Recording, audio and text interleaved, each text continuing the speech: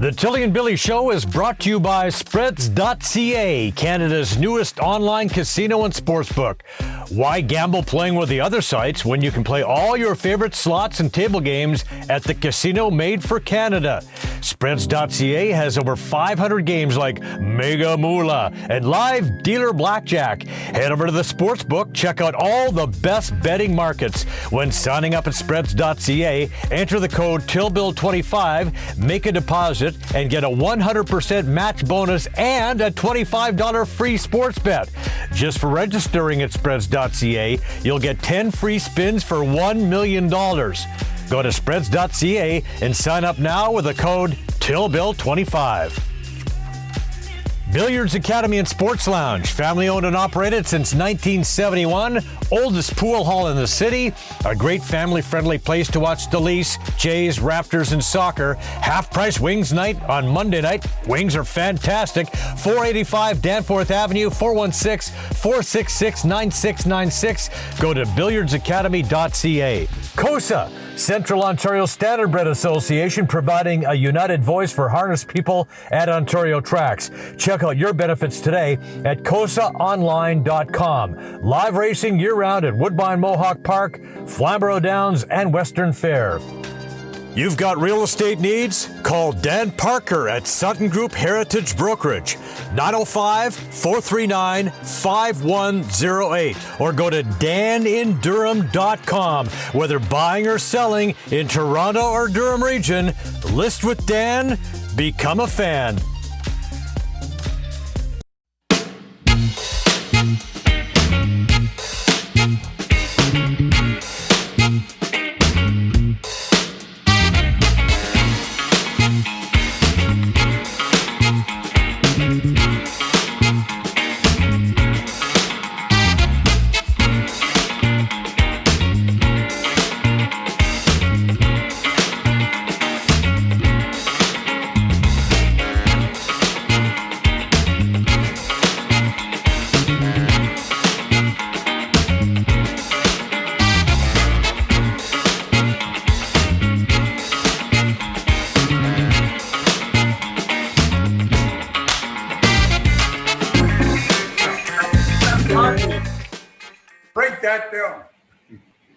All right, welcome to the program. I'm Joe the Swiss Tilley in Newcastle, Ontario. He's Billy the Greek in Scarborough. And joining us from downtown Toronto, it's the legend, Howie McKenny. Jimmy, how are you doing, buddy? Never better, Joe. Well, I got to give you a proper introduction, Jimmy, because it would not be right if I didn't. Now, Howie played 604 NHL games, mostly for the Leafs, 594 of those for the Leafs. He also played for Minnesota. Got the nickname Howie because, for a few different reasons, but we'll get to that later. One of Howie's favorite quotes was, the game of hockey is half mental, the other half is being mental. I love that quote, Howie. There you go. Oh, God. All right. He became a full-time member of the Maple Leafs in 1969-70 season. Became one of the Leafs' top defensemen for 8 years. McKenny has a former All-Star. Has the fifth highest point totals for Leafs defensemen, accumulating 327 points, 81 goals, 246 assists in 594 games, behind only Borje Salming, Thomas Kaberle, Tim Horton, and Ian Turnbull. Now, after his playing career, Howie spent 20 years as a sportscaster at City TV. I should remember that. That could have worked out really. That could have worked out really good, Howie, except for the stiff competition you had up the dial. Well, exactly. That could have worked out really well, you know. Oh, it cost me my career. Yeah. It's great to have you on the show. Yeah, me and Catherine. If it wasn't for me and Catherine Humphreys, you'd still be there, right?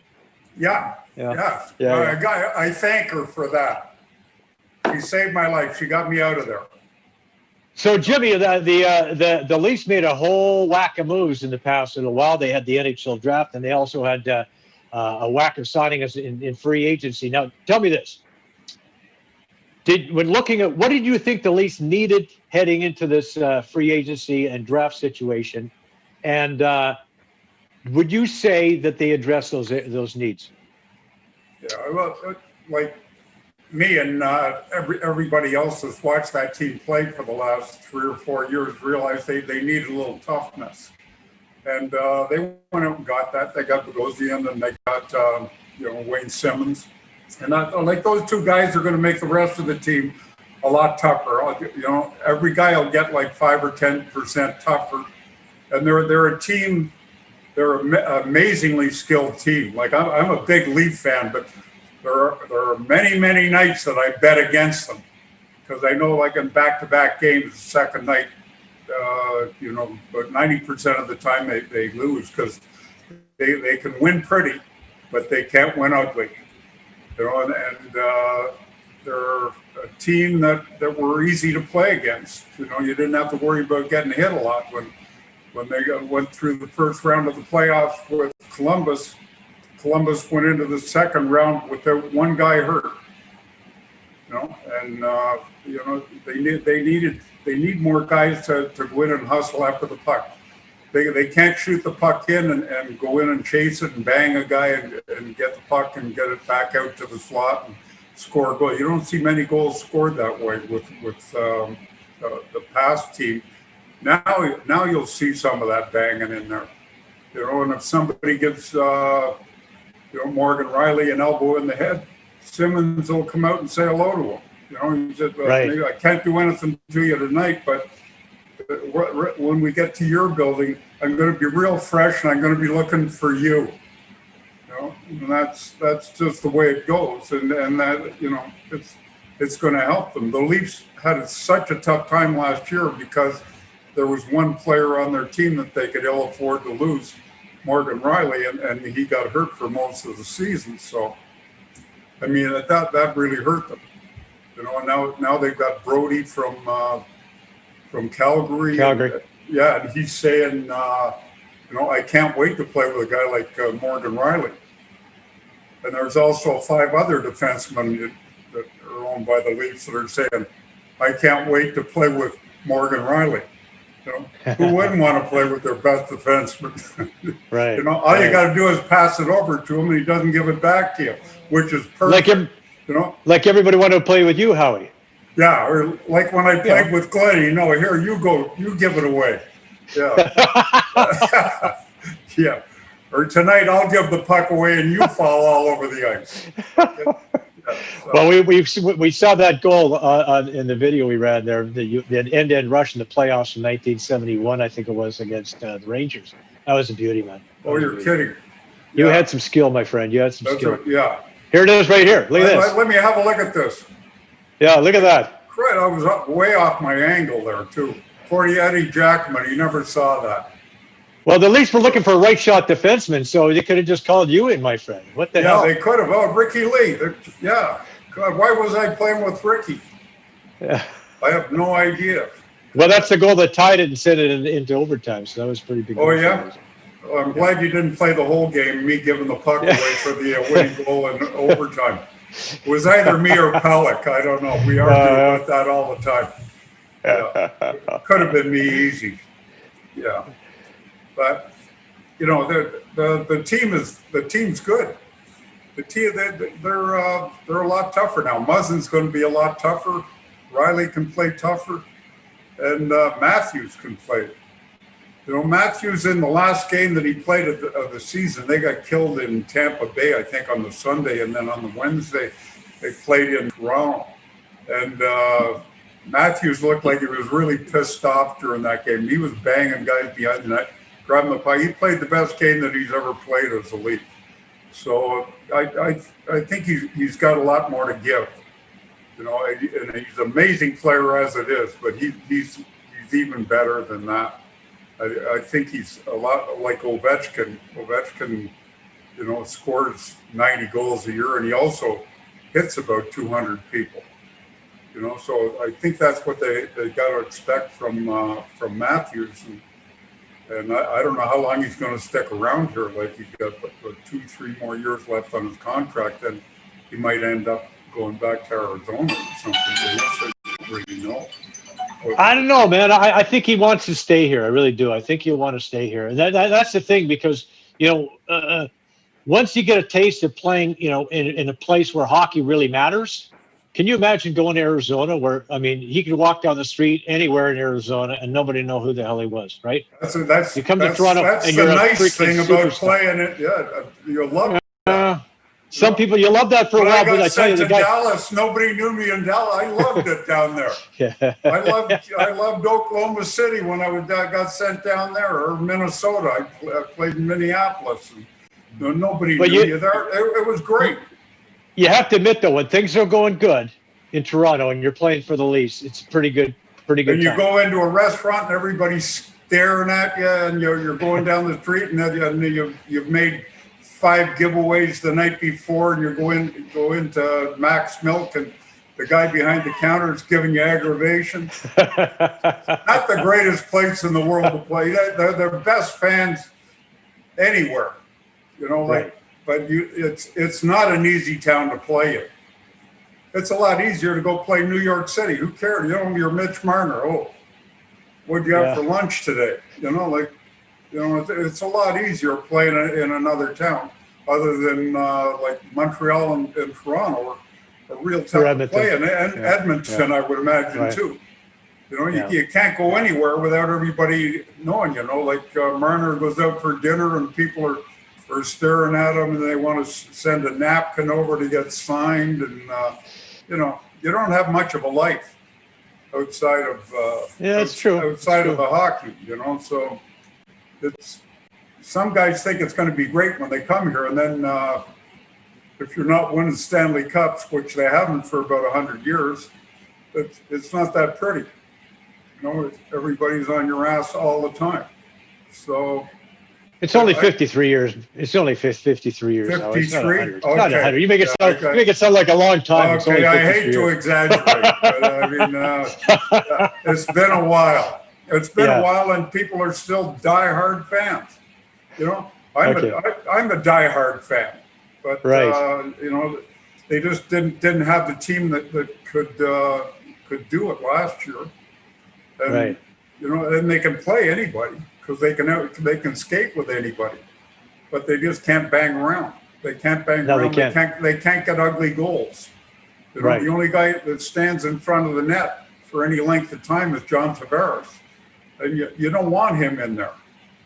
Now they got Simmons; they can put him in there. Yeah, Zach Hyman will do it too. But Billy, you are away in here. I think it's the quietest I've ever heard you. What's going on? Like you got laryngitis or what?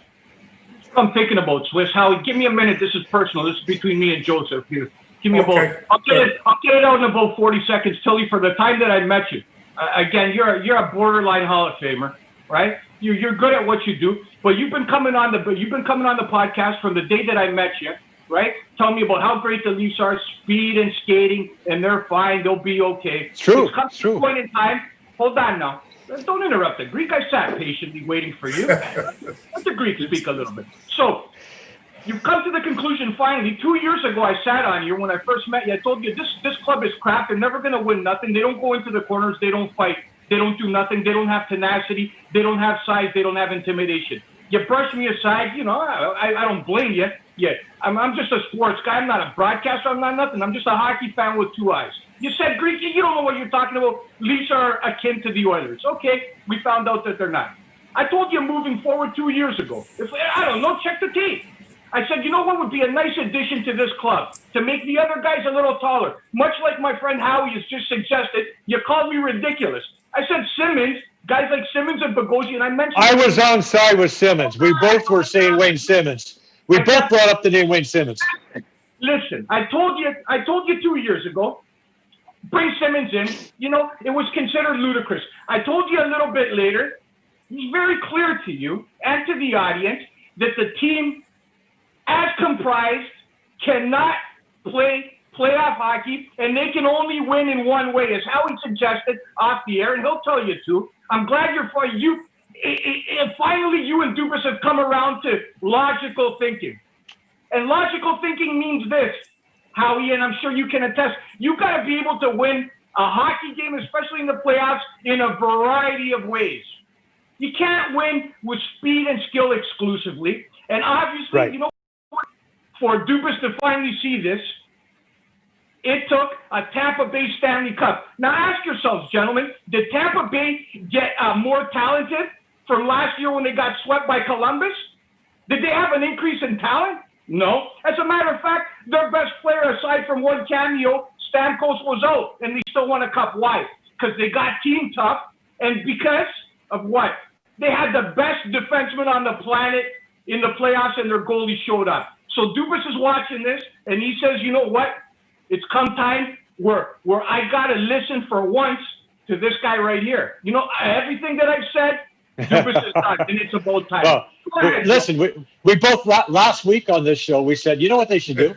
They should bring in Wayne Simmons, and TJ Brody's available because Calgary can't keep both Brody and Hamonic. Brody would be a nice addition, even though he shoots left. He plays the right side. And guess what? Dubas is watching the show, Howie. No question about it. But bringing in Simmons was a great idea. The only problem is, if he had brought in Simmons last year, it would have cost him $5 million. Now he gets him for $1.5 million. He gets a hometown discount on Simmons, and now he's got a situation that's manageable under the cap. What do you think, Howie? Yeah, he's had like 2 or 3 years off. He went to what? Jersey, Buffalo. Jersey, and Nashville and Buffalo. Didn't play much in any of those places, and all the years that he played with Philadelphia, he doesn't have a lot of hard miles on him. So, like, this could totally rejuvenate his career. And he's 32 years old, and he's Right, just turned 32 in August, right? So he's not it's not so much. It's not so much what the individual brings to the ice, but it's the atmosphere in the room and amongst his players that's created. It's just as impactful as what this guy does on the ice. As you suggested, is this a when we talk about guys like Simmons making other players tougher, more accountable, better? Is this pie in the sky talk? You've been on the ice, or does this really happen? Oh, sure, it happens. Yeah, you know, some guys you know when they're on the ice. You know, anybody that's playing against Washington knows exactly when Ovechkin's on the ice. Even when they're changing on the fly, you see a number 8 out there, you keep your head up. You know, you get rid of the puck a little quicker. As soon as he turns toward you, you move the puck the other way. Get him skating around in circles, get him frustrated, and then then he's not running your ass into the corner all the time. And even getting Simmons and Bogosian is going to attract other tough guys too. No other tough guy would have come to this league. You know, I give Simmons full marks for coming to this team because he knew that he was going to have to do all the fighting. But basically, he was the only guy that was going to do all that kind of stuff, do all the dirty work. Now, other free agents out there that are tough will come here because they know they don't have to go every night. They know Simmons is going to go some nights. They know Muzzin can go. They know Bogosian can go. And they've got backup all over the place. And you can't just have a tough team with one tough guy. You know, like Reeves in Vegas. He's probably the toughest guy in the league right now. Nobody wants a piece of him ever. But he makes that whole team tougher. All those other Murchison, all those guys, they're all playing tough. Mm-hmm. So it's one guy can make a huge difference, and the Leafs got 2 or 3 of them. So how do you respond? How do you respond? Sorry to interrupt, Howie. I'm just a little eager here. Joe shut me down for the first 3 minutes. Wouldn't let the group get a word in edgewise. So let the two experts that have. You don't get paid any more money for being on first or second, do you? That's what it's all about. Who makes the most? Okay, it's all the same. Who cares? Cut Tilley's feet and let me and Howie operate a little bit. Two guys that know what they're talking about. Howie. Oh, whatever. Yeah. Okay. Howie, what do you say to guys?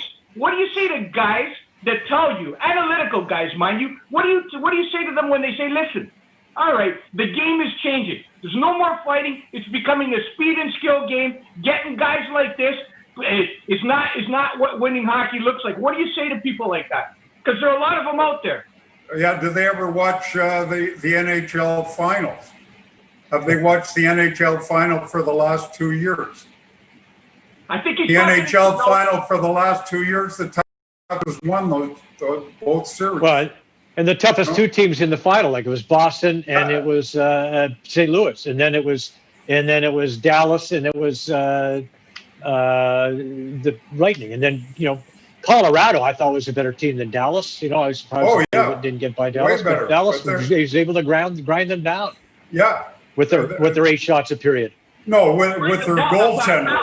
That was I've never heard of the guy before. The guy was topping 60 shots a night. Hudobin, yeah. Hudobin, yeah. Is he playing next year? They sign him to a 1-year deal for that? I'm hoping. I mean, for their sake. Yeah. Like Biddington, they gave him a 5-year deal last year. Now he's a backup for St. Louis. So it's easy to make mistakes when you're a GM. So if we look at this now, obviously, Dubas has made the necessary adjustments. And say what you will about Dubas, because I've been a critic of him from the time I've come on here. But this little guy has executed his vision impeccably. Like, when this guy gets something in his mind, he does it. He said he's going to sign the 4 guys. He did it. No matter what he says, he does. His vision, flawed from the beginning, still deserves credit. Has he gone far enough? And in your estimation, Howie, if you were starting this hockey team tomorrow, if Howie was the GM, would he rather have, for the next 5 years, would he rather have Nylander on the wing or Peter Angelo in the back, if he had his choice? I don't know. I'd phone around to the other general managers that I knew in the league. I'd phone John Davidson. I'd phone Joel Quenneville. I'd phone other contacts that I had in the league and ask them what they thought about each one of those individual players.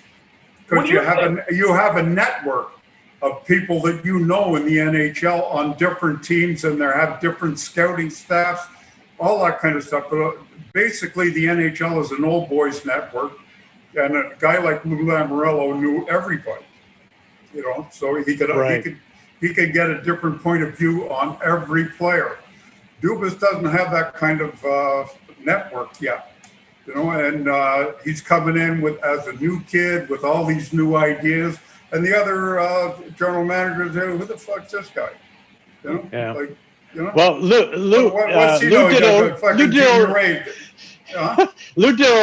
did all right with his Islanders, right? Yeah, I mean, Christ, yeah. You've got to know a couple of the general managers on the other teams, and then they know a couple of general managers on the other teams, and then you get a good read on which players to grab and which to let go of, and which ones of your guys you want to shop around. It's hard for him the way it is now that he's on his own. But I mean, Shanahan for sure has connections around the league. So, right. So I think he's pretty much hands off, though. I mean, he make the occasional suggestion to do this, but I believe it should be hands on. I think he's kind of entrusted Dubas and his staff to kind of run the show. But what now? Like, Dubas has got some. There's a lot of. He brought. Who was the other coach there that they got from Detroit? Paul McLean. Paul McLean. No, not him. The guy before the billionaire. The guy that. Babcock. Babcock, yeah. So Mike Babcock comes here. They claim that was Shanahan's hire, but that was the guys that was Tannenbaum. The guys that owned the team they thought he was the best coach because he had the best record. They didn't look a little deeper and say he also had the best team. Anybody can win when you got guys like Lidstrom and Zetterberg. Who's the Russian Datsuk? They got four of the best players in the NHL. The goaltending was solid, yeah. Yeah, and you throw one other floater out there, and you've got the best team in the league. Anytime you need them, and you can throw those 4 guys out there to kill penalties every once in a while too. So, I mean, he's a good coach, but he wasn't worth $5 or $6 million a year, and he didn't make any difference here. But hold on, Howie. Hold on now. You know that the Greek calls it like right down the middle. Okay. Hold on. You won an Olympic gold medal, Howard. Buckle up. You won a gold medal. Do you want a gold medal? Should I go over that lineup with you? There are some pretty good hockey players that were on that team. Are you He won a gold medal for Canada. Perhaps, are you suggesting the two of us could have led that team to maybe a silver? Easy. Now, if he had done with Germany, that would be something else, right? I would have been your assistant coach. I'd let you do all the interviews, all that shit. You could start off everything. So let me ask you once again, Howie. Rumor still has it that Dubas spoke to Peter Angelo, got a feel of what he wants. There's rumors circulating that he wouldn't mind coming. He wouldn't mind coming here to play. So let's just separate the facts. The guy's 30. He checks all the boxes in terms of leadership, championship experience, right-handed first-shot defenseman. 30 years old. If you're in that catbird seat now and you can afford him, salary cap being what it is, would you pay this guy $6-7 million for 6-7 years to come and start on the Maple Leafs if you were in charge? Peter Angelo? Yeah. Oh, for sure. Yeah. For sure. Who wouldn't take him? He's one of the top 5 defensemen in the league. The problem is finding the room, finding the cap room, right? Is he only 30 years old? Yeah. Is he only 30? 30. He's 30, yeah. 30. Same age as Brody, but Brody's 32 as well, 30 as well. Yeah, so that's pretty close. Yeah. Yeah. I'd take him in a heartbeat. But they paid so much money for Marner and Matthews and Nylander that they don't have room, and Tavares, and they don't have any room left in their salary cap. So they're okay. What about Anderson? Because I mean, if you read social media, you get lots of different reaction, and there's a real mixed reaction when it comes to Freddie Anderson. Do you think he's a goaltender that can lead the Leafs to a championship? Oh yeah, but I mean, he's the only one I don't know about Campbell backing him up, and Freddie can't play every game. But I know when Freddie first came here from Anaheim, they had a choice between him and Gibson, and my friend Gary Smith, who lives down in Delmar, he said, and he watches a lot of the games in Anaheim, and he said that Anaheim traded the wrong guy. They should have kept Anderson. And Anderson's a real good goaltender. He's as good as it gets. And it's just that towards the end, he thought that he had to make every stop. He couldn't allow a goal, or they weren't going to win. Which is the case. So it was tough on him. And he couldn't win any games. When you're a goalie, he couldn't win any games single-handedly, right? He couldn't win any games single-handedly. Yeah, when your team isn't going to get 2 or 3 goals, you're under the gun. You got to make every save, like Carey Price. But Price can do it. Price is one of the best goaltenders all time, maybe. It's not only the amount of pressure on this guy, but also you put any goaltender in. And again, Anderson obviously has let in some leaky goals at inopportune times, which cloud people's judgment. But for the better part of his tenure in Toronto, he's played behind a suspect defensive club that gives up quality scoring chance after quality scoring chance. It's not an easy place to play goal in Toronto when you're behind a porous defense. It's not the mid-90s Devils or some club that holds scoring opportunities down to a certain degree, right? So yeah, well, it's not so much their defensemen that are bad. Like the total defense of the team lets up sometimes. The defenseman's job is just to grab the puck along the boards and fire it up the boards. And it's the winger's job to stop that puck and get it out any way possible or eat it right against the boards. At the end of his career, George Armstrong said, I can't shoot, I can't skate anymore, but I can take it off the boards as good as anybody. Fire it around the glass, I don't give a shit. Just get it to me and I'll get it out. And he would every time. Maybe once in 20 times he would not freeze or he'd lose the puck. But 19 out of 20 times he would either freeze the puck or get it out or make a play to the centerman that's coming around. He was an amazing player along, and that was the main job when Punch Imlach had you as a winger. That was your main job. I don't care if you scored 50 or 60 or 70 goals. That doesn't matter. If you can get that puck out of your own end, then you can play for me every night. You know? Yeah, and you can't take your eye off the puck ever, because it can bounce and hit the dasher, or anything can happen. So you got to keep your eyes on the puck. You know you're going to get drilled from behind by the defenseman coming in, pinching in anyways. So you got to take that hit, get a hold of that puck, and make that play. That's the hardest play, one of the hardest plays in hockey. And I haven't seen one of the wingers that's really good at doing that yet. They've just got to do basic Well, things. maybe Wayne Simmons is going to be that guy, right? Yeah, he can. Yeah. And you know what's fun? What's that noise on your computer? It sounds like it's post time on your computer. Is that what? No, some guy was. It is at Belmont, I think. As a matter of fact, the second's going off right now. And Thistletown, if you're wondering. There's no racing at Woodbine today, is there? No, I don't think so. Tomorrow night. No, it's Standardbred Mohawk tonight. Oh, okay, beautiful. They usually have them both. Yeah, it's good. On the holiday. Racing's good. Yeah. So that's a Howie. So what are you saying? That's a Howie special? Thoroughbreds in the day and then down to Mohawk at night? I don't bet Standardbreds at all. Not that I don't like them. I don't understand. And every one of the winners pays $3.20. I really don't get the point. If you're going to bet favorites, why don't you just go out and get a job?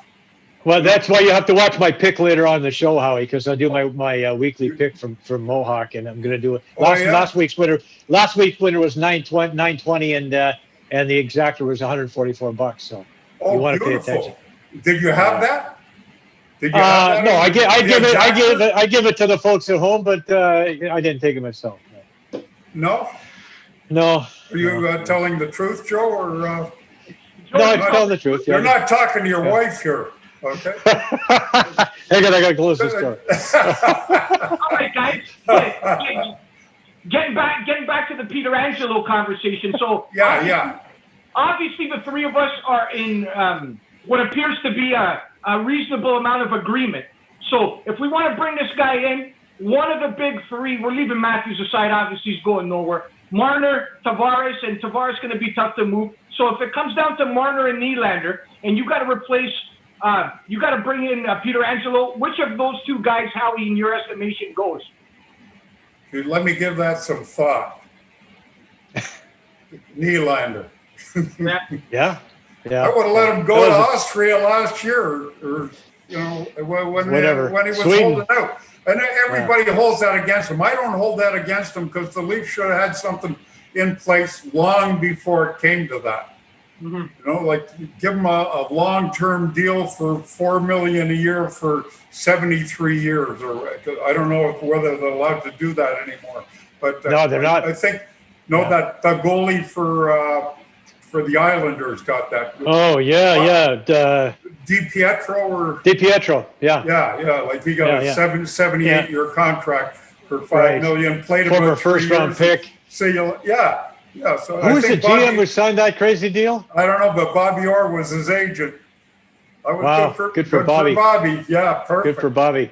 Yes, I'll play for a lot of rounds of golf, man. It will.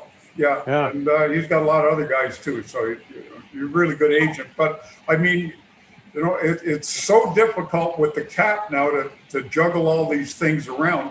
And Nylander, they knew how good he was. I thought they wanted to sign him, and then if he played really good, they could dump him at the trade deadline of that first year that they signed him. But he didn't play that well all through December and January, and then there was no interest in him. Well, I think they can move him now because he's coming off a season where he was on pace for 40 goals before the season ended. In the playoffs, he was their best player. Yeah, he's a great hockey player. It's just they puck control, man. Puck control in the offensive zone. You There's just nobody can't better. have all these guys on the same team. Yeah. You know, they all make too much money. And then they lose Andreas Johnson, and they lost Kapanen. You know, two guys that they like to bang, but they're not big enough to really go in and cause a huge stir.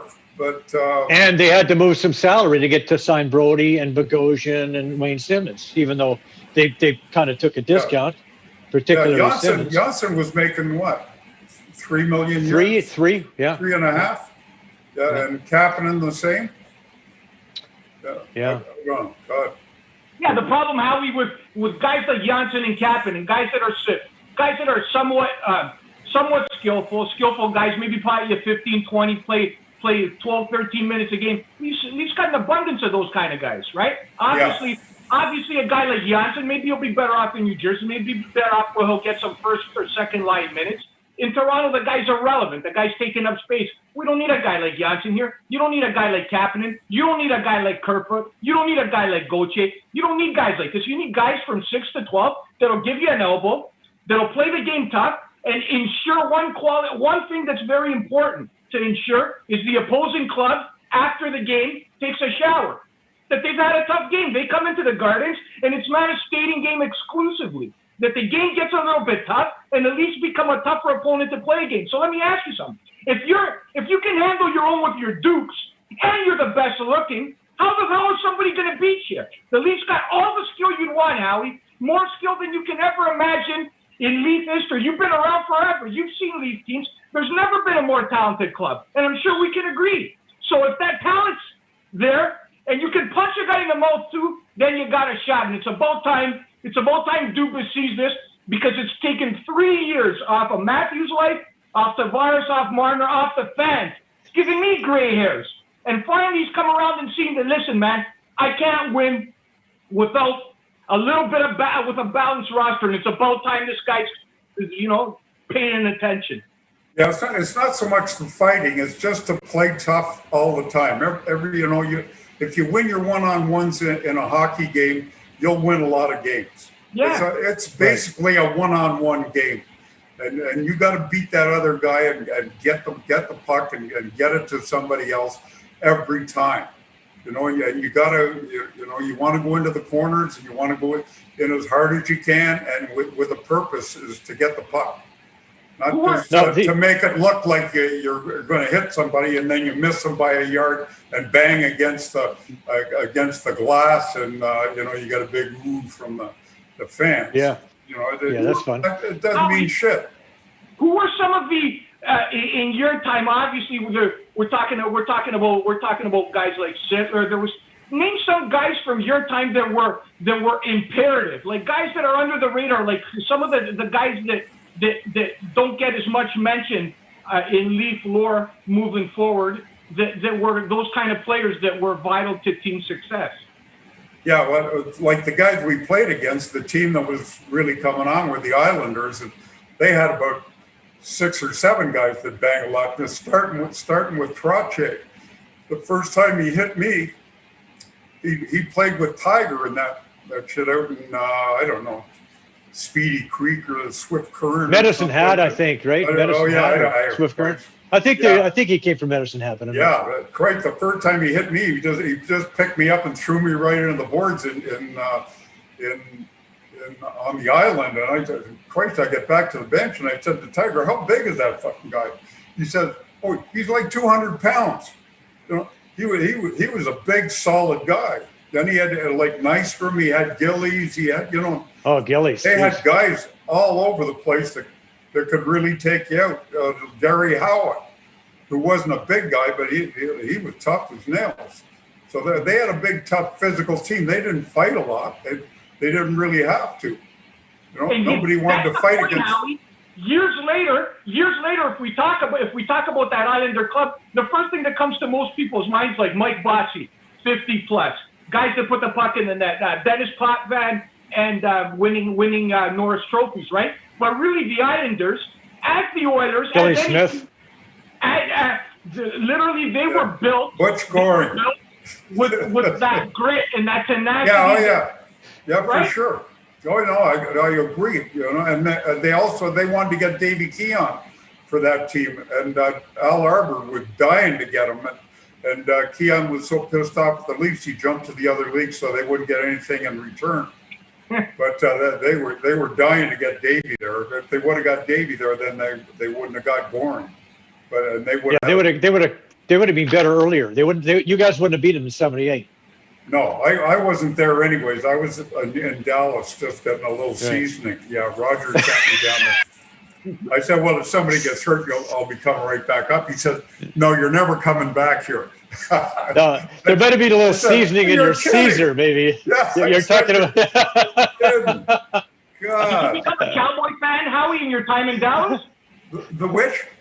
Did you become Cowboys a Cowboy fan in your time in Dallas? I don't know. I became a big Miller Lite fan when I was down there. The Cowboys were around. They had two tall Jones, and I think Roger Staubach was the quarterback. 70s, yeah. We were busy with other stuff. We had a lot of shit going on down there. A lot of off-ice commitments. Yeah. It was pretty good. It was the best thing that ever happened to me. Yeah. I loved it down there. We had helped you hit bottom a little faster, baby, right? There you go. Yeah, we had four guys coached in the NHL off that team. There was Gabby, Boudreau, there was John Anderson, Mike O'Connell, and guy that coached the Leafs there before we. Brophy? No, the American. He was American. Carlisle? Not Carlisle. No, Carlos. He lives in. He came from Vancouver. Yeah. The pinhead. Forget his name. Yeah. Ron Wilson. Yeah. With all those four guys played on that team. And, nice. Jerry McNamara was the coach. You guys are really smart about it, Howie? I don't know how much they learned from Mac, but yeah, that's pretty strange having McNamara head coach of those guys. Oh, jeez. They were all good. So did you guys win anything? Did you win anything down there? Or we got to the final. We lost in 7 games to Fort Worth. We played Fort Worth about 48 times that year because Phoenix dropped out of the league. So the closest team was to go and play Fort Worth again. So I think they were Minnesota. Billy McMillan was their coach. Were they paying you, Howie, at this time? The who? Were you getting paid at this time? Yeah, a lot. Yeah. It was beautiful. I got the same money going down there as I did playing for the Leafs. And it was an American dollar, so it was a beautiful thing. Less taxes. Wow. It worked. Not as much hitting. It was good. The only bad part was I had to play a lot. When I was with the Leafs, all I had to do was practice and then sit next to the spare goalie if I was dressing or I wasn't dressing. There were 2 things that a coach would say to me before a game. 1, don't screw around with it when you're the last man, and 2, you're not dressing. So, I like door number 2 the best. You managed to get in 594 games, so you must mean you played a long time, Howie. You did a good. Well, but they say you played in them, but you didn't play in them. Once Borja Salming came. Yeah. He played a little more you? Which did he was play? fine Did he by play me. He was great. He was the best player I've ever seen. I ever got to play with. Anyway, he had so much talent. He was an unbelievable hockey player. What was he like? Obviously, we've had Bori on the show a couple of times. We do a little bit of work in terms of sponsoring some of his underwear line. What was he as a human being?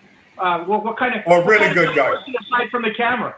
Best guy ever. Yeah, best guy do anything for you, and an amazing athlete. Like he could have been a professional tennis player, a professional F1 driver. He could do anything. He played handball when he went into the Army. He was a disaster in the Army. He spent half his time in jail there for sleeping in and all that kind of crap. But he was playing handball, that European handball game that he'd never played before in his life. Within 3 months, the national team wanted him. That's how good he was. Hey, Howie, just a quick question for you. Quick question for you, Howie. Yeah. Howie, Vic's talking. That's God. Did you teach him how to swear? Teach who? For you. I didn't know he swore. Oh my God, we had him on the show. Was dropping F-bombs every second word. It was hilarious. Oh, was he? Oh, Well, I think he that's more. He learns language. He kind of hung on to that part of it. Yeah. So we were. I'll have to talk to him about that. Okay, I'll get him straightened out.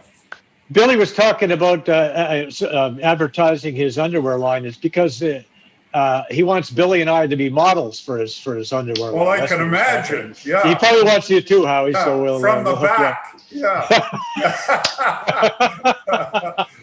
Yeah, I haven't had any of his underwear lately either. The next time you have him on the show, tell him I'm running a little short. Okay? You're on shorts. Okay, Yeah. Gotcha. Hey, I just want to touch back on the Leafs here because they did a little bit more than just the Bogosian and Brody and Simmons.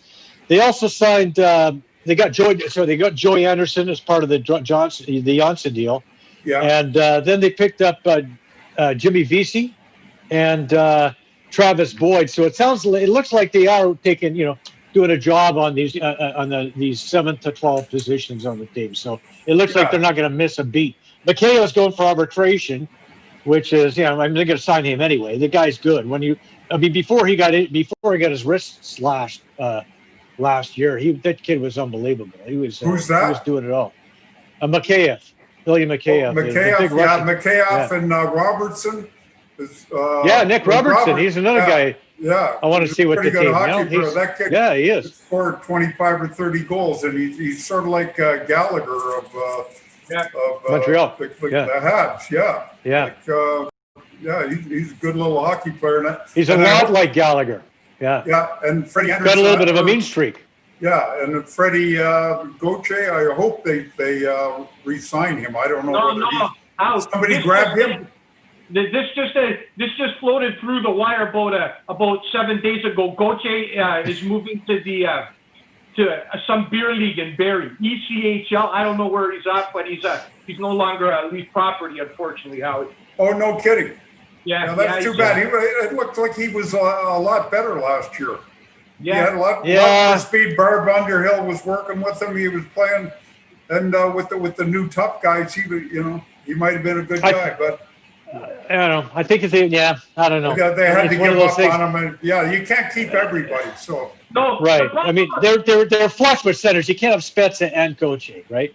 And I think they wanted to take another stab at Spezza. Spezza in the middle, yeah. Here's what fucking fellas against Gauthier. You see a guy, and automatically, when you look at his size and the fact he's 6'5", 220, you're hungry for a little bit of a hitting, right? And you see the guy, and he plays like a feather. Automatically, right? Automatically, you use the size against him. If this guy's around a little bit, right? He sees all the other guys on his team doing the same thing. Yeah. So why it rubs off on him. Stick his nose in there. Matthews does this, and they get away with it, so he gets away with it. Now he'd have to stick his head in there. All right, Howie, you're in the dressing room right now. Take us back a different time. If you see guys that are not playing the game the way the game should be played, in our estimation, like you go in the corners, you're the first guy in there, you battle for the puck. What do guys do in the room when you see guys like that on your own club that are not playing that kind of game? They don't do it in the room. They do it right on the bench. Okay, you come in, you come onto the bench, and the boys see that you bailed out of a corner or something. What the fuck was that? Does this still happen in today's game? Yeah. I would imagine. I don't think that's changed. I think they judge you on every shift. You don't get judged by just what maybe you scored 2 goals. If you bailed out of 4 corners, the guys are going to be thinking a lot more of those bailouts than the 2 goals you scored. All right. And they'll say something to you on the bench, in the room, and in practice the next day. They'll make funny in practice, like they'll be going into court. Oops, who am I? So can a team that's got those kind of players, Can a team in today's day and age win a Stanley Cup? And do you ever see a day where the kind of hockey Dubas wanted to incorporate in Toronto that obviously is not working? Will the day ever come where hockey of that manner can win? It may one day, but it's not now. Not now. Not the last 2 years that we watched. The tougher teams win. You got to have that. You got to be able to win ugly. You know, just count your goalie to make stops, and you like Dallas did in the playoffs. Right? They get 2 shots a period, and let their guy hold them in there, and then bang, they go down to the other end. Bang, bang, bang. Oh, it's 1-0 Dallas. Fuck, they're outshot 22-4. Right. Yeah. Or they win in double overtime. I mean, how many games did they win in overtime? Yeah. Oh, they were amazing, you know, and they all they never gave up. And there was. I got a question about Tyson Barrie. Okay, so he the first half of the season under Babcock, he was terrible. When Sheldon Keefe came in, he was better. He was playing more power play time. He actually ended up on the first power play unit and looked pretty good. Now that he goes to Edmonton for $3.75 million, did Edmonton get a steal? Did Edmonton get a player, or did they just waste their money? What do you think? You don't know. It all depends on he's playing with McDavid now.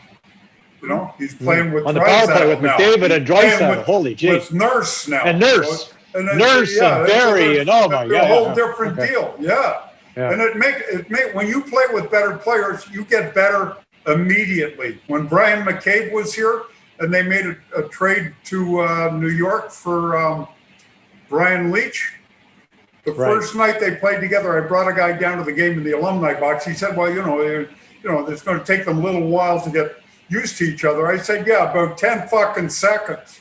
I mean, McCabe was better right away. McCabe's game went like that, right off the gong. And then that's when he started scoring all the goals and doing everything. And it was all from Brian Leach being there, backing him up and feeding him the puck. It's just the guys get better immediately. You play on Keon's line, you get better immediately. You play on Sittler's line, you're getting breakaways and all kinds of shit. And it happens. It doesn't happen in 7 or 8 games when you're going to get used to them, because you ain't going to be playing with them after 5 or 6 games if you're not scoring. Right. Are you going to use Wayne Simmons on the power play? It happens. Are you going to use Wayne Simmons on the power play? Definitely, right in front of the net. Yeah. Go ahead, get in there. With Matthews and Marner, and Simmons in front of the net. Yeah, nice. Because he can go in, he can bang somebody, then get right to the front. Look, it's obvious. It's obvious, Joe. You might not understand this, but I'm sure I don't, Billy. Hold on. but I'm sure I don't. Listen. You're speaking Greek. It's all Greek to me, man. Listen, guys like me and Howie, you know, kind of better looking individuals, you know, like when we want to go like out on the town, you know, Howie from his days in the 80s when he was a model and the current day, like, you know, the guy in front of you right now. We need a guy like Simmons, man. Do we not, Howie? Like clear the dance floor a bit. A wingman. To operate. A guy like Simmons, what does he do, Howie? The minute you get in that bar and you're leaning back now, you don't got to worry about a knucklehead when you're whispering that in some girl's ear to lean over and give you a shot. You got a little bit more room. Dance floor is open. Guys like that are imperative, are they not? Yeah, well, that's what Wayne Cashman used to do. His best buddy was Andre the Giant. You think he had a tough time? Yeah. He had a tough time in the bars? Plus, Andre can drink 100 beers, too. My idol. From my time to get in a different world that I've long since left, the duo in the nighttime used to always be on a Saturday night. If you go out for a cold one, you couldn't help but see Ty Domi and Matt Sundin always together, baby. They never separate those two guys on a Saturday night. Yeah, nobody was happier than Wendell either, because it used to be Wendell and Ty. Then when Sundin came, Ty was with Sundin all the time. And Ty's an amazing guy. He's a really good guy. He's doing really well in real estate now, I think. He got into a couple of businesses in Toronto where he did really, really well. So, you know, I'm glad to see that. It's nice to see the guys after. Yeah, we have to have Ty on the show one of these days. Well, yeah, he's a great guy. Yeah. And another thing I wanted to ask you about, because we haven't touched on this yet, is the draft. What do you think? Okay, so clearly the Leafs are in need of defense, but they, with the idea that they're bringing in Brody and they're bringing in Bogosian, maybe they don't need defense as badly as they think. They got Liljegren on the farm. They got Sandin coming up. So they end up drafting Rodion Amirov from Russia. Now that a lot of good things I've heard about Amirov. Well, a few teams had him ranked a little bit higher up the scale than the Leafs did, but what do you think about that pick? I wouldn't know him if I saw him in my suit. So you don't know. Right. It's But what do you think about drafting a forward versus a defenseman? Did he play in the K over there? He played in the K. 2 years in the K, and actually the second year. This year he's got 3 goals in 10 games, so he's he's playing with the men now. Like last year, he struggled a little bit because he's a little younger. But now he's playing with the men, and he's he's playing pretty well, right? So you don't know when he comes. Is he going to come over here and play for the Marlies, or is he going to play the full season over there? I'm assuming that he's going to play the full season over there. I think that's probably what the deal is. But, another guy I like with the Leafs is Dermott. Dermott's a hell of a defenseman. He really. Oh, Blake, Well, Blake, yeah. And Dermott Howie is. It's funny that you bring in a guy like Brody. Brody for his tenure in Calgary, he's a puck transporter, moves the puck quick, left-handed guy, not really a physical guy, but can hold his own and good defensively. Brody's exactly the kind of guy they hope Dermott will become one day. Yeah, exactly. And Dermott's almost there now. He's like that far away from being that guy. Yeah. So, I wouldn't give up on him at all. What do you mean? A lot of talent. Yeah. Well, he was last year. He missed a lot of time too, right? So Riley missed 23 games and Dermott missed 14 games. CeCe missed a bunch of games. Of course, we don't have to worry about it. And Muzzin missed a bunch of games, so they were a little short-handed on defense last year. That kind of hurt them. Well, the big one was Riley. I mean, Riley played 40 minutes a game. Right. No team in the league can afford to lose one of those guys. No. St. Louis couldn't afford to lose Peter Angelo for. But I thought Travis Dermott he's got progressively better and better and better. The kid's got some confidence too, right? You're right, Joe. 100%. He's got better. But also, when you're top heavy in the salary cap in terms of paying your forwards, you better find somewhere on your roster to be cost efficient. And unfortunately for Dubas, given how he's structured the roster, you got to have some guys on the back end, 4, 5, and 6 making minimum wage. Otherwise, this doesn't work, right? So it's imperative. It's imperative for guys like Sandin, guys like Dermott, guys making the minimum amounts of money to rise up and play significant roles on this club, because you've already set your pay structure to pay 4 forwards $40 million. You better get some contributions from guys making Howie McKenny money, right?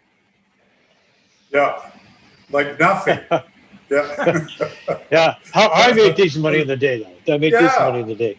Yeah. Well, the money was good. Yeah, the money was good. Plus, he was in Dallas, so it went a long way. And I was making $120,000 a year in 1978 or whatever it was. Yeah, that's a lot of money back then. I thought I was a billionaire. Yeah. 4 years later, I'm struggling. Thank God my wife was working. Yeah. But like all of us were in the same boat. Right. Yeah, we hit those highs, and then we hit the boom, boom, boom, boom. Yeah, and we're all in income averaging annuities, and Revenue Canada came in and said, "Hey, you're not a conglomerate, or you're a salaried corporation. Employee. You're not a corporation. You're not a corporation. You're a salaried employee. You owe us $90,000." Right. That was at the end of your career, right? Then you get hit with a $90,000 tax bill. Yeah, and I was one of the lucky ones. A lot of guys got hit for way more. It was awesome. That's a big hole to climb out of. You talk about a student coming out of college or university now having that big student loan to pay. You guys got hit near the end of your career. You got nailed with a big tax bill. I spent 10 years learning something I couldn't use anymore. Right. Yeah. Unless I wanted to be a coach or something like that. School of Hard Knocks, baby. School of Hard Knocks. That's okay. Right? It was good. Yeah, it turned out great. Yeah. Well, just Howie, we got Any final thoughts about what the Leafs have done and where they're at and where you think they can go? Oh, I think they can contend. Like right next year, they're good to I go agree. as long as they stay healthy. They don't lose a guy like Riley, a major piece like that, or Matthews, and Anderson can just sit back and relax, let in 4 goals, they win 5-4. Don't worry about it. Just win the game. So like Jerry Cheevers used to do. Cheesy could care less if he got a shutout or he had 5 scored against them. As long as as long as his team scored 6, he could care less. Grant Fuhr, same thing, man. You play a lot better. Grant Fuhr's a Hall of Famer. Cheesy's a Hall of Famer. And Anderson can be the same thing. And they can score like crazy, and they like him. All the players on the team like him. And he stopped a lot of 2-on-nones. He stopped a lot of 2-on-nones in the playoffs. I know. And the playoffs before that, man. He's been... You have to come out on them on those. Right. Way out. You got to be aggressive. Yeah. And it wouldn't hurt if they gave the Greek a phone call for an advisory role within the organization. Well, that goes without saying. I mean. Well, Dubas is listening to us. We put a call out. Dubas is clearly listening to us because last week we said get Brody and Simmons over here. It's a good thing he doesn't know any of us. Yeah, that never will. So that's perfect. Yeah, maybe see him at a meeting one of these days. Yeah, no, I think they're going to be fine. He's getting better. He's gaining experience, and he's getting a little nucleus of contacts in the NHL. He'll get better and better. So are you suggesting, Howie, are you on the record now that there's a possibility you might go into your back pocket or wherever you hold that wad of cash and invest a little something on the Leafs in a future bet with Spreads.ca? Well, I bet them game by game. I wouldn't bet them over the season. Will you take a shot, Howie? Will you take a shot, maybe with a couple of 20s? I don't know what your habits are like, to bet the Leafs to possibly break the curse and bring home a Stanley Cup? I bet, but I bet $100. I wouldn't bet 10 grand. You're sure, eh? No, but I bet 100. Yeah, no problem. On the Leafs, on the nose to win the cup. You're on the record. I bet 100 on dogs, and they've been running in a horse race.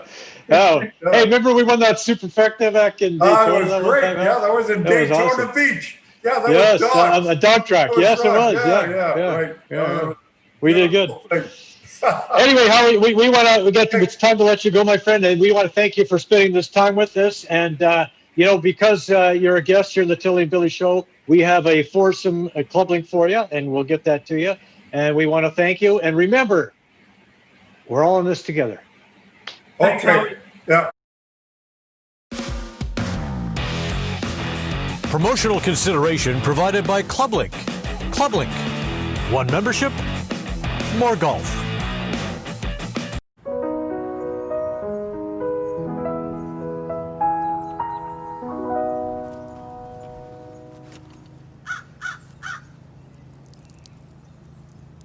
Do you know why that happened? You didn't fix your ball mark. The birds around here are very protective of the course, and when people don't take care of it, this is what happens. It's pretty simple. Just find your mark, fix it, and at least one other. Hey, look at the bright side. We're not up on the northern course.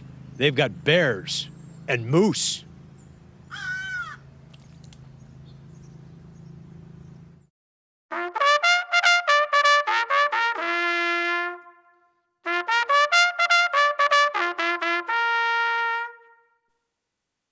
Canyon outside from. Oh, you're the best. You're the best, Vic. The final two, they're Tommy Terror. All right, it's time for my Costa Swiss pick of the week. Last week, I took the #1 horse, Outlaw Gunpowder, in the opening race at Mohawk. A great job by Jonathan Drury, sitting nicely in the pocket through a hot pace, biding his time. But check out the big move in the stretch as Drury gets Outlaw Gunpowder up, blows by a boy named Suze.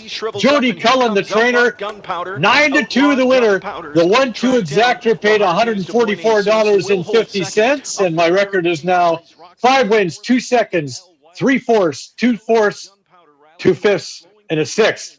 Now this week, I'm going to stick with that winning post. You know why? Why not go with a good thing? I like the number 1 horse, Homie Joe. Homie Joe, baby, in tonight's 9th race of Mohawk. Jody Jameson drives for trainer Mark McQuarrie. Homie Joe and Joe the Swiss, both looking to make it 2 in a row. So there you go. Okay, Billy, what? Wow, the Lakers absolutely dominated in that 6-game win over the Heat, 106-93. But really, that game was over at the half when you think about it. You know, right from the end of the first quarter, they absolutely dominated that game. Get their 17th title in franchise history, which ties Boston for the most titles. And you know, the Heat did get Dragic back for Game 6, but he was clearly not the Dragic we know and love. And it wasn't able to bring that spark to the lineup. Jimmy Butler, I think he kind of ran out of gas because he's been carrying that team for a long time. And they just, as it turned out in Game 6, the Heat were just no match for the Lakers. Absolutely, you're 100%. Well, hold on, I got a fever, man. You're 100% correct. Yeah. Did you get Vic? Take that, Vic. Record that, will you? Listen, you got a club. Heat are especially dangerous when one of Robinson or Hero or a guy like that goes off for 20, 25, 30 during the game. Robinson didn't show up. Hero was not there. They didn't get that scoring. They fell behind early, and then you just know it's just a matter of time that the Lakers are too deep, too strong. Kudos to LeBron James. I'm not really a fan of LeBron James. From the time he left Cleveland to go to Miami to win his ring, I still haven't forgiven the guy. But you also have to give the guys respect. You got a guy that's a 4-time champion, 4-time MVP, and not only that, but a guy that's never caused trouble off the court. You've never seen his name in the news. Family man, helps out his community, is good in every kind of way. No negative publicity. There's a lot of guys that hate on LeBron. I'm sometimes one of them, but give the guy his due. You know, he played at the age of 37. He still brought it.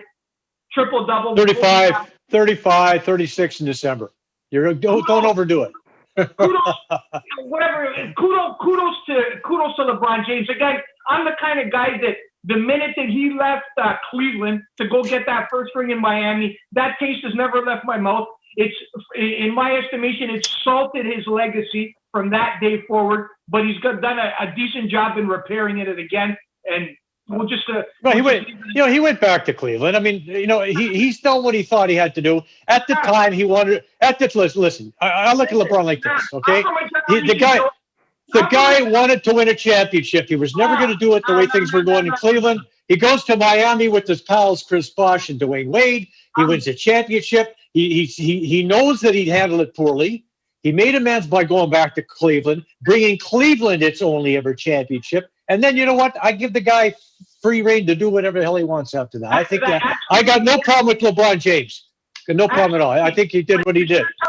We're moving back in time, but you're telling me Jordan loses to the Pistons. He loses 1, 2, 3 years to the Pistons, which he did initially. He doesn't pick up the phone and say, you know what, I'm going to go play in Detroit to beat him. Different game, different time. Absolutely. But again, different time. You couldn't do it back then. And if you could have done it, they would have done it, Billy. Athletes would have done this a lot sooner if they could have done it. And they're not going to. And the NBA, you watch the NBA is going to make some rules from heading on down the road that will prevent this from happening again. Before we move forward, it's also important to note that this NBA championship, for a variety of reasons, was the least watched NBA championship by far of all time. But let that have some conditions, right, around it, right? But you're in the midst of COVID with no crowds. It's hard, man. It was hard, but it was hard for the players too, right? It's a conversation we're not going to have here. We're not going to have today. We might not even have it next week, next year. But you got to also understand it's interesting times in the States, and the facts are that when bottom lines are affected and pockets are affected, when you alienate segments of your audience, to real or otherwise, doesn't matter. I don't really give a shit either way. But when there's a perception that you're in favor of one segment of your audience and not the other, you pay. And the minute a sports organization pays financially, well, you know, it's called doing what's right, Billy. It's having integrity. and it's doing what's right, what's best. And sometimes if you got to take a hit in the bottom line, good for them. Do what's right. And I encourage everybody to do the same. If you're gonna have to take a little bit of hit in the bottom line to do what's right, do what's right. When you got the opportunity to do the right thing or make money, do the right thing. Okay, and that's what the NBA did. I agree with you. Hold on. I agree with you 100%. I agree with you 100%. Only time will tell. Because you know what? The owners of the NBA and all the conglomerates, the minute they realize 60% of my audience is not watching, you know what happens? You can say do the right things all you want, but at the end of the day, Joseph, unfortunately, we live in a world where, you know what? Yeah. Cash is king, baby. And I'll tell you something else. The NBA players are sticking to their guns, and they're going to do what's right. And the NBA is going to do what's right because the players are going to do what's right. Yeah. So I don't care. The owners can think whatever they want, and they can worry about the bottom line as much as they want. The players are going to do what's right and good for them. All right. So, and anyway, by the way, LeBron James, he averaged 29.8%. 29.8 points on 59% shooting, 11.8 rebounds, 8.5 assists. That is the best segment that he's had in all of his 4 MVPs. Right. So he topped. It was the most points he's ever had, averaged in the finals. It's the most rebounds he's ever had in the finals, and just slightly less in terms of he had his 28 triple-double in Game 6, and only Magic Johnson's got more. So I mean, the guy is he's something else. Okay, I want to move to baseball quickly because we're getting down to the nitty-gritty in baseball. Pretty soon we're going to have our World Series finalists. Tough start for the Rays. Tough start for the Astros. But you know what? A lot of people are saying good. A lot of people are hating on the Astros now for obvious reasons, the cheating scandal. Are they the most hated baseball team in baseball now that after what's happened? It used to be the Yankees, but I think it's pretty safe that the Astros are the most hated team, certainly by the rest of the teams they're facing. But I would like to see Dusty Baker get a World Series win finally. Yeah. So here's the problem. The problem with the Houston Astros, obviously, to what degree their antics created a world championship. There's some people that want to have an asterisk on the championship that they won. Other people want to take away the trophy entirely. But no matter how you cut it, the Houston Astros are playing with a chip on their shoulder, number one. Number two, the impact that this has had goes no further than looking at a guy like Altuve. Altuve, for his whole life, has been the underdog. He's been a guy that you love. He's been a guy that you support. 5'6" guy winning MVP. And then there's a cloud over him. And you can see what effects it's had on him psychologically this year. Altuve, whether he knows where a pitch is coming or not, is not a 214 hitter. And you see him in the playoff time come into play. And it's been a tough year on a lot of these guys because you know what? When somebody questions not only your championship, but when they question your integrity, everything about you, who you are, you know, that stuff is hard to take. And the Astros had a difficult year under those circumstances. But again, I wouldn't sell them short because you look at Bregman. He's a top 5 pick. Altuve, one of the greatest in the game. Correa, one of the greatest. Brantley, don't kid yourself. The Houston Astros got a good lineup, but ultimately the reason they're not going to win and move forward is because they don't have nowhere close to the pitching that Tampa Bay has. So you're looking for Tampa Bay to come out of that side, I would say rather easily. And then you got probably the best series that we're going to see all year, and that's between. Oh, that'd be good. That'd be good. And the Dodgers. That'd be good. That's going to be some good baseball. It's even matchups everywhere. Dodgers are probably the best team that I've seen on paper and on the field in the last 20 years. There's only one problem on that club, Tilley, that can cause them issue that they should have addressed, and that's the back end of the bullpen. Kenley Jansen is extremely leaky. The other guys they got there, Kelly to close games. The other kid whose name escapes me. If the Dodgers lose, you know where it's going to be. It's going to be in their inability to close games late to Atlanta. Otherwise, nobody can stop them. Right, but they might, and they might go if they go with a 3-man rotation. Right, they got a pretty solid 3-man rotation. It's Buehler in the first game against Fried, then Kershaw against Anderson, and May or Gonsolin versus Kyle Wright. It's I still think the Dodgers come out of this. I think the Dodgers come out of this, and I think they're going to win in 5 games. And I think the Dodgers and Rays will be a hell of a series because if you look at it, Astros were 29-31 in the 60-game season. The Rays were 40-20. Really, the Astros have no business being where they are. I think the fact that they made it this far, they got to feel good about themselves, considering all the stuff that was surrounding them, as you mentioned earlier. It comes down to once again, Joel. It comes down to this version of the Houston Astro Club. The offense is relatively the same, other than the fact that Gurriel it's not swinging the bat in comparison to last year. But you're missing Cole, who was on the Yankees, and you're missing Verlander, who was out for Tommy John. You take those two guys away from any club, and Houston doesn't have the starting pitching to compete with Tampa Bay. Period. Case closed. Right. Nor do they have the bullpen to compete with Tampa Bay. Right. So. Pretty self-explanatory. Yeah, I think the Rays might even sweep that one. So now in the French Open, Rafa Nadal wins his 13th French Open title. That guy is unbelievable. 20th Grand Slam, so he ties Federer for most Grand Slams all time. Now this is the fourth time that Nadal has won a Grand Slam title without dropping a set. Mm-hmm. And and the men have to play best of 5, so they got to play minimum 3 sets, and they have to, so. That's a lot. That's a lot of tennis without dropping a set. And then he steamrolls Djokovic, who's the number 1 player in the world right now. But when it comes to clay, Rafa is the king, no question about it. Yeah. Yeah. Out of the 20, Joe, out of the 20 that he's got, 13 have been at Roland Garros. So what that tells you is when it comes to the clay, and interesting in watching the match, nobody could have predicted the way he beat Djokovic. Steamroll, bageled him in the first set, 6-2, and then Joker started to fight a little bit in the third set. Nobody could have predicted that. When it comes to the clay and Rafa Nadal, there's no combination that's better. The guy on that surface is unbeatable, unbelievable. And you know what? At the end of the day, too, he said, for those of us that have been following tennis, it's been for the better part of the last 2 decades, it's been Rafa, Federer, and Nadal, right? And you cannot find any other sport that for 3 decades, 3 guys have dominated the headlines. And when's it going to end? Like, these guys just don't age, man. These guys just don't age. You can see Rafa in his early 30s and Djokovic going on and doing this for another 3-4 years. Yeah, Federer's probably done though. He's had too many injuries. He's pretty frail these days. So, but the other 2 guys, yeah. And then 19-year-old Iga Świątek becomes the first Polish player to win a Grand Slam title. Good for her. Beats Sofia Kenin 6-4, 6-1. Świątek is ranked 54th in the world.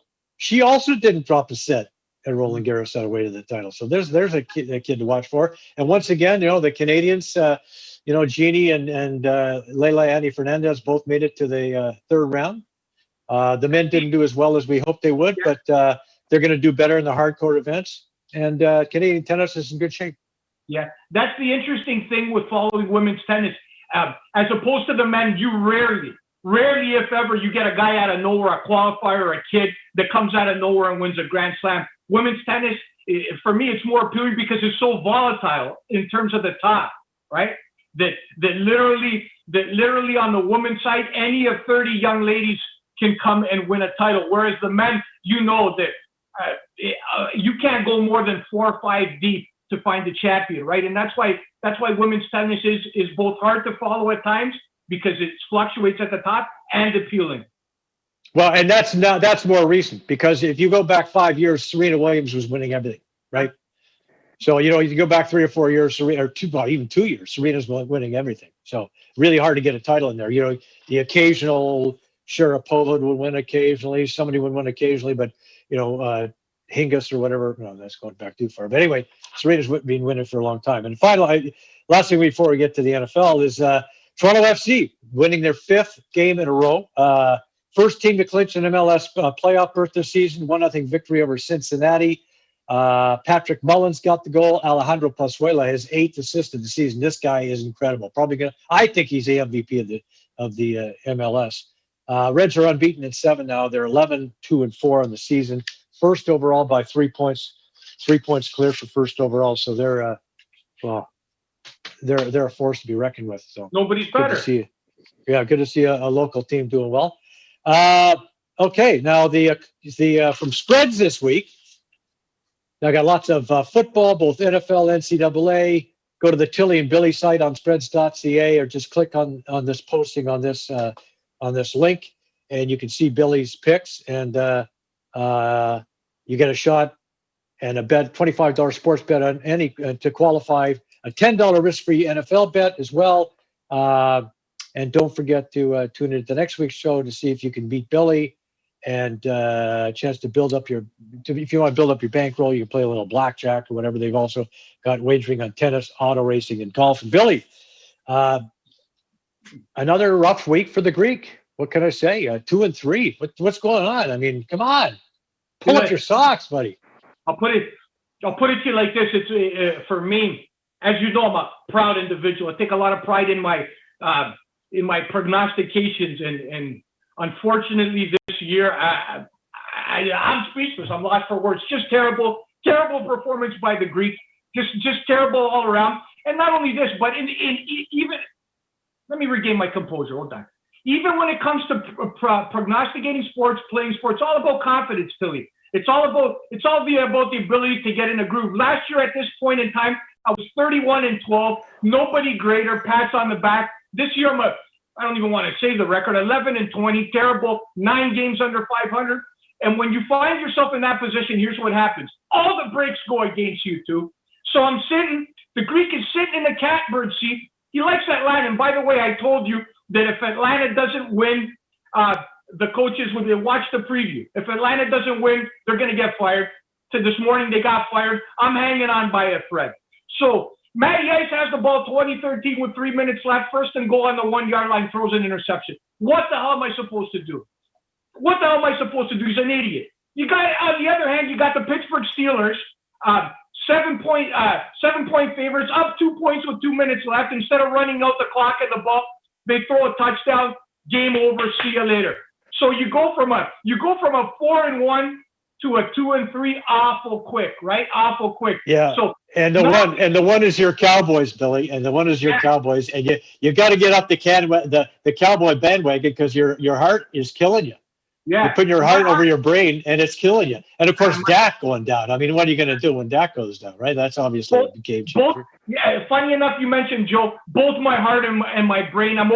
I picked the Cowboys for 5 weeks in a row, so you know what that means. I'm 0 for 5. 0 for 5 just on the Cowboys alone. So it's interesting times. As you know, we got a lot of fans in the Dallas-Fort Worth area. Greek's pretty big, biggest Cowboy fan in the history. Interesting times down there with the unfortunate, and pray for the guy for Dak, compound fracture of the ankle, out in the third quarter, out for the year.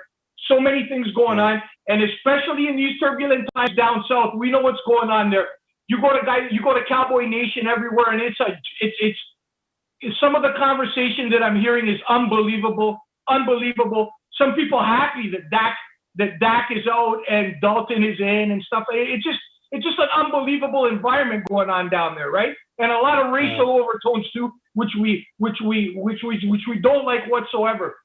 Dak Prescott, for whatever you think about the guy on the field, he's an unbelievable human being. He's been through a lot. He's a great football player and a great leader, right? Whether or not you think the Cowboys are a better club with Dalton, is irrelevant, you know. But when you make commentary about Dak Prescott, when it comes to either his issues with mental health or his issues with skin color and stuff, that shit is offside. That shit's got to stop. It doesn't only have to stop up here, but especially down there, man. That shit's got to stop. Yeah. Well, you know, and there are times when I'm really grateful to live on this side of the border, because there's less of it. But we gotta pay attention to what's happening here and make sure that we do what's right and take care of each other, and connect at a deeper level. Like, you know what I like to say, we're all God's kids, right? We're all the same. And skin color's got nothing to do with it. Skin color's got nothing to do with it. Yeah, 100%. Joe, you know I'm on board with that. Here's the problem. Here's the problem, because it's also, there's a segment of the problem is deep.